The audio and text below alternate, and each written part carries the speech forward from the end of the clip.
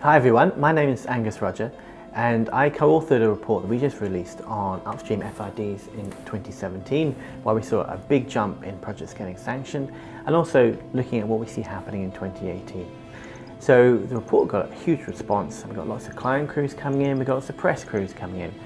So what we thought we'd do is have a little bit of fun with this. We've got the questions going to come up, so let's get started.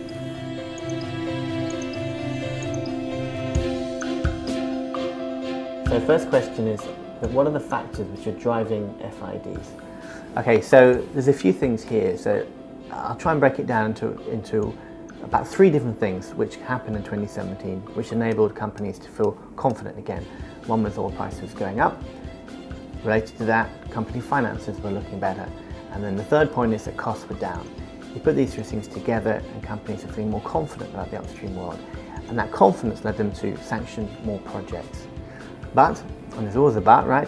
The but is that they only felt the capital was sufficient and the confidence was there to start sanctioning some of that low-hanging fruit, the smaller projects, easier projects. What we didn't see was a return to sanctioning big projects. What do these trends mean for the service sector? Okay, so superficially, 2017 represents really good news for the service sector with an increase in project sanctions, which means more work for them.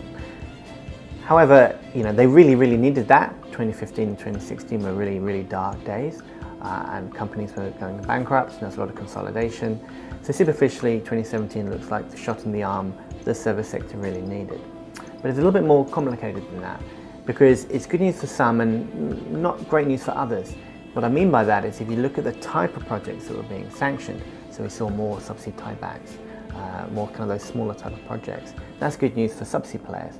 But if companies are reducing the footprint of their projects, drilling less wells, and really trying to reduce the amount of activity there, that's bad news for the drillers. Yes, we're seeing an uptick in activity, but not really a return to lots and lots of wells, lots of big projects, which is what they really need to get utilization up again. Costs still stay low, so we haven't seen margins go up yet. They will, but not yet.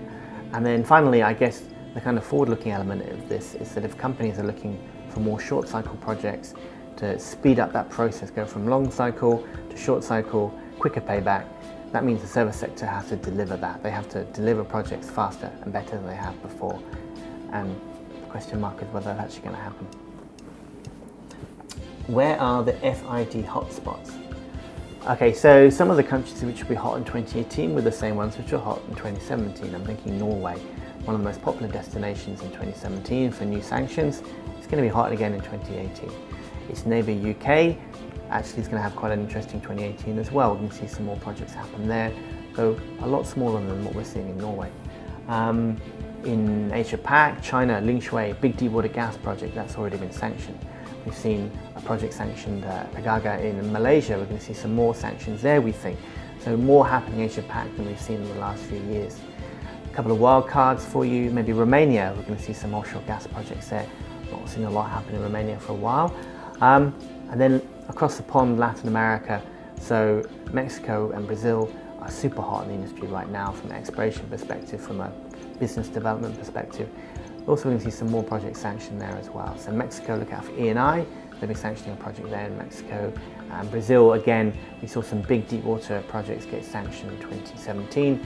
I think we're going to see some more in 2018 as well. Will we see more interest in deep water? Well, I guess this follows on quite nicely from what I was just saying about Brazil.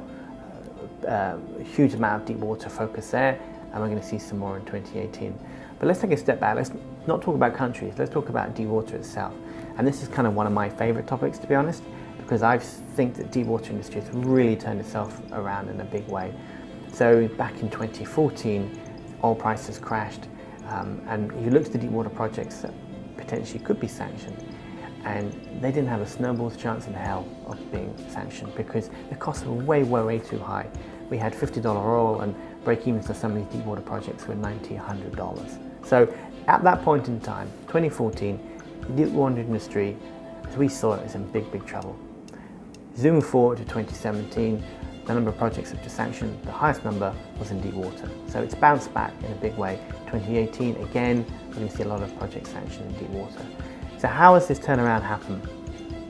I mean, there's a lot of factors going on, but basically, I think you break it down to projects have got smaller, so we've seen deepwater, like everywhere else, the projects have been downsized and optimized, so less wells, more use of subsea tiebacks. Even the bigger projects which have been sanctioned, and we did see some in 2017, and we will see some big ones in 2018 as well, they're more phased now. So there's less capital being spent up front, and it's being squashed out and squeezed out and stretched out over a much longer time period, which makes them more palatable for the companies to sanction. Service costs are obviously down, the rigs are cheaper, and the last point is that companies are working out how to drill deepwater wells better and faster, and that brings costs down as well. So you roll all those things together, and deepwater's looking really competitive again, and it's seen its costs on a unit basis fall more than either shallow water or onshore. So a great story from a deepwater perspective. Will 2019 see a return to bigger projects? Okay, so I think this is probably the key question that's being asked. A lot of our clients are asking us, so we understand what you're saying, lots of smaller projects, 2017, 2018, but is this what we're going to see forever now? Is this how the industry will maintain itself? No. Simple answer, no. We cannot just have lots and lots of small projects forever.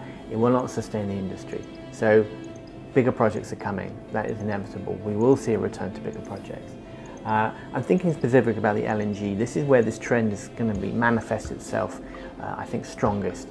So this is the thing to look out for. 2018, again, more the smaller to medium-sized projects. But you look out to the horizon, what do we see in 2019? We see a lot of big LNG projects out there that are competing to be sanctioned in Qatar, in Australia, in PNG, in Canada, in Mozambique, in Senegal.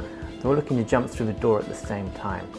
And the interesting thing is we've seen this happen before. We've seen what happens when LNG companies all try and sanction projects all at the same time. Boom, costs blow out.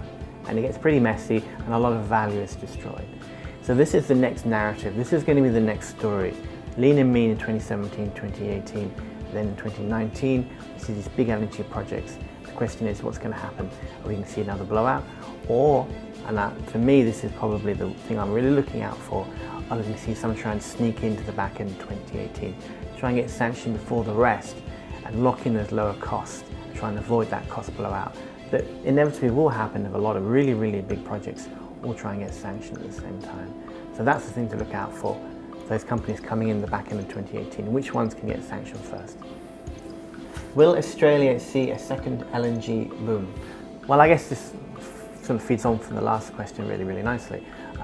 So yes, there are some Australian LNG projects out there competing for FID towards the end of the decade. I'm thinking Pluto expansion, we've got Darwin backfill, and we've got some things happening in Papua New Guinea with the PLNG expansion as well.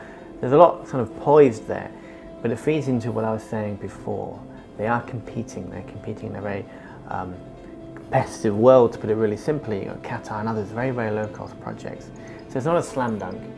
It won't be a second LNG boom. It's not going to be the size and the scale of what we saw over the last 5 or 6 years, which was enormous, and now Australia is the biggest LNG producer in the world. So it could be a mini boom, but it's by no means a guarantee, because they have to compete. The costs have to be low enough, and they have to really strive to be the best projects globally and compete globally. And then, and only then, will we see those projects move ahead and get sanctioned. Okay, so I've answered some of your questions. If you like this type of content or you have more questions you'd like to ask, please get in touch with us via social media. And thanks for watching.